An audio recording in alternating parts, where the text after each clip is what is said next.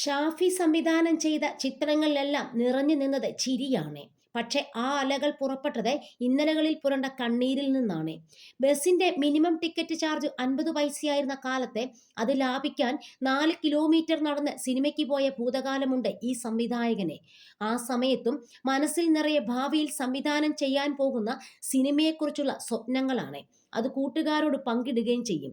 അങ്ങനെ ഒരു ദിവസം അവരിലൊരാൾ ചോദിച്ചു, 50 പൈസ വണ്ടിക്കാശില്ലാത്ത നീയാണോ സിനിമയെടുക്കാൻ പോകുന്നത്?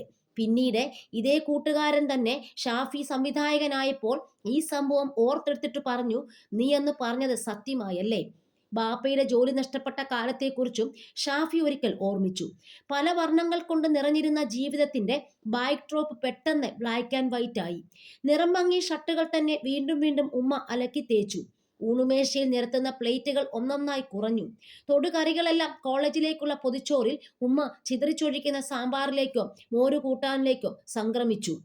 അതോടെ വീട്ടിലേക്ക് ഉൾവലിഞ്ഞ ബാപ്പയെയും തയ്യൽ ജോലിക്ക് പോയ ഉമ്മയും ഓർത്ത് സങ്കടപ്പെട്ടാണ് ഷാഫിയും റാഫിയും ചേർന്ന് ബാഗ് കമ്പനി തുടങ്ങിയത്. ഒരു ദിവസം കമ്പനിയിലേക്ക് കള്ളിമുണ്ടുമുടുത്ത് പോകും വഴി ഷാഫി സ്കൂളിലൊപ്പം ഉണ്ടായിരുന്ന 3 ചങ്ങാതിമാരെ കണ്ടു. ഒരാൾ എഞ്ചിനീയറിംഗിനും മറ്റൊരാൾ നിയമബിരുദത്തിനും മൂന്നാമൻ ബംഗളൂരുവിലും പഠിക്കുന്നു. പഠിപ്പിൽ ഷാഫിയേക്കാൾ മോശമായിരുന്ന അവരുടെ വലിയ വലിയ വർത്തമാനങ്ങൾക്കും പദ്ധതികൾക്കും ഇടയിൽ നിന്ന് ഹൃദയം മുറിഞ്ഞ താൻ ഇറങ്ങി നടന്നതെന്ന് ഷാഫി പിന്നീട് ഓർമ്മിച്ചു. ആ രാത്രി ഞാൻ ഉറക്കമില്ലാതെ ചിന്തിച്ചു, ജീവിതത്തിൽ എന്തെങ്കിലും ആകണം. പക്ഷേ എൻ്റെ കഴിവ് എന്തിലാണ്? ഉള്ളിലുള്ളത് കണ്ടു തീർത്ത സിനിമകളുടെ പൊട്ടും പൊടിയും മാത്രമാണ്. അതാണ് നിന്റെ വഴി എന്ന് മനസ്സ് മന്ത്രിച്ചു. അന്നു മുതൽ രാത്രികളിൽ ഞാൻ ഒരു എഴുത്തുകാരനായി. രാവു പകലാക്കി തിരക്കഥകൾ എഴുതിക്കൂട്ടി. വെളുപ്പാങ്കാലത്ത് ഒന്ന് മയങ്ങി വീണ്ടും രാവിലെ ബാഗ് കമ്പനിയിലേക്ക് ഓടും. അവിടുത്തെ ഇടവേളകളിൽ രാത്രിയിൽ എഴുതി വെച്ചവ വായിക്കും. ചവറ എന്നായിരിക്കും ഉള്ളിൽ തോന്നുക.